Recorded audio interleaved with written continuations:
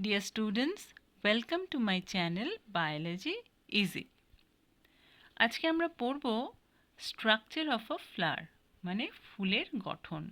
Flowering প্লান্টে flower হচ্ছে reproductive part of the plant. তো আজকে আমরা প্রথমেই দেখে নেব ফ্লাওয়ারের বিভিন্ন পার্টসগুলো কী কী।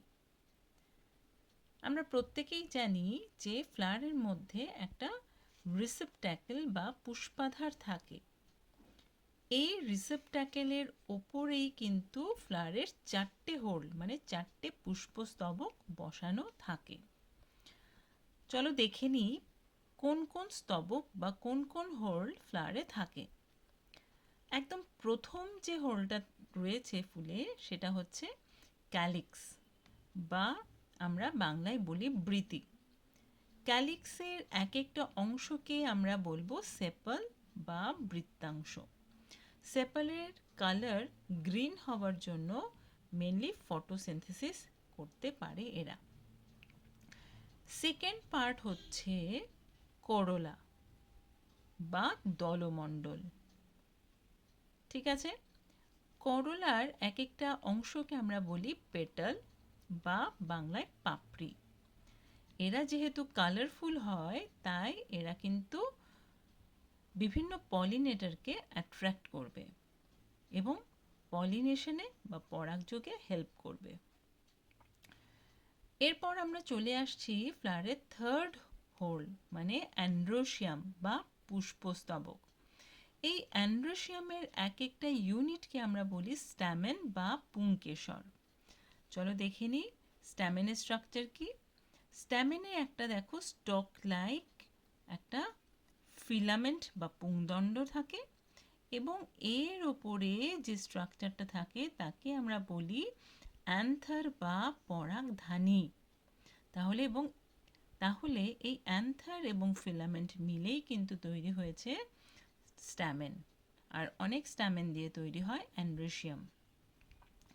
চলো এবার ফোর্থ বা একদম ভেতরের যে অংশ যার নাম হলো গাইনোসিয়াম। গাইনোসিয়ামকে আমরা বাংলায় বলি স্ত্রী স্তবক।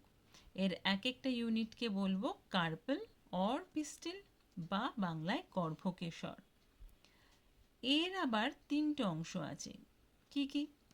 একদম ওপরে থাকে গর্ভমুণ্ড বা স্টিগমা, তারপরে অংশ যেটা সরু টিউবের মতো স্টাইল বা গর্ভদণ্ড, আর নিচের দিকে যে সোলেন পোর্শনটা রয়েছে এর নাম হচ্ছে ওভারি বা ডিম্বাশয়। এই ওভারির ভেতরেই থাকে ওভিউল বা ডিম্বক।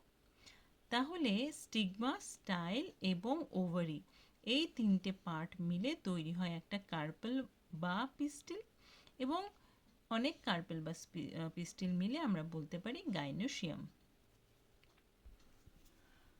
তো একটা ফ্লাওয়ারের এই যে ক্যালিক্স অ্যান্ড করোলা এরা হচ্ছে অ্যাক্সেসরি পার্ট, মানে এরা সাহায্য করে ফুলকে। ঠিক আছে, কীভাবে সাহায্য করে? হয়তো প্রোটেকশন দিচ্ছে, কিংবা ধরো ইনসেক্টকে বা অন্যান্য পলিনেটরকে অ্যাট্রাক্ট করছে। এরা কিন্তু সরাসরি রিপ্রোডাক্টিভ পার্ট নয়, সরাসরি রিপ্রোডাকশনে কোনো রকমভাবে পার্টিসিপেট করছে না। অ্যান্ড্রোসিয়াম আর গাইনোসিয়াম এরা কিন্তু এসেনশিয়াল হোল বা রিপ্রোডাক্টিভ পার্ট, কেননা এরাই সরাসরি রিপ্রোডাকশনে হেল্প করবে। এবারে চলো আমরা একটু আমাদের যে অ্যান্ড্রোসিয়াম যার ইউনিট স্ট্যামেন, এই স্ট্যামেনের স্ট্রাকচারটা একটু ডিটেলে দেখে নিই। এর যে আপার পোর্শন যাকে আমরা বলছি অ্যান্থার এবং নিচে স্টক লাইক স্ট্রাকচারটাকে বলছি ফিলামেন্ট। এই অ্যান্থারে দেখো দুটো চেম্বার দেখা যাচ্ছে, তাই আমরা একে বলতে পারি বাইলোবড স্ট্রাকচার। এবার এই অ্যান্থারকে যদি আমরা টিএস করি তাহলে একটা এই রকমের স্ট্রাকচার দেখতে পাবো। অ্যান্থারে কি বললাম, দুটো লোব আছে, বাইলোবড স্ট্রাকচার বা ডাইথিকাস। এবার এই লোবের মধ্যে মানে এক একটা খণ্ডের মধ্যে আমরা দুটো করে দেখতে পাচ্ছি পোলেন স্যাক আছে, অর্থাৎ মোট চারটি পোলেন স্যাক আছে। যেহেতু অ্যান্থারে দুটো চেম্বার, এবার প্রত্যেকটাতে যদি দুটো করে পোলেন স্যাক থাকে তাহলে মোট চারটে পোলেন স্যাক থাকে। পোলেন স্যাককে আমরা মাইক্রোস্পোরেঞ্জিয়ামও বলি, এটা অবশ্যই মনে রাখবে। এই পোলেন স্যাকের মধ্যে তৈরি হয় পোলেন গ্রেইনস মানে পরাগরেণু, যাকে আমরা মাইক্রোস্পোরও বলে থাকি।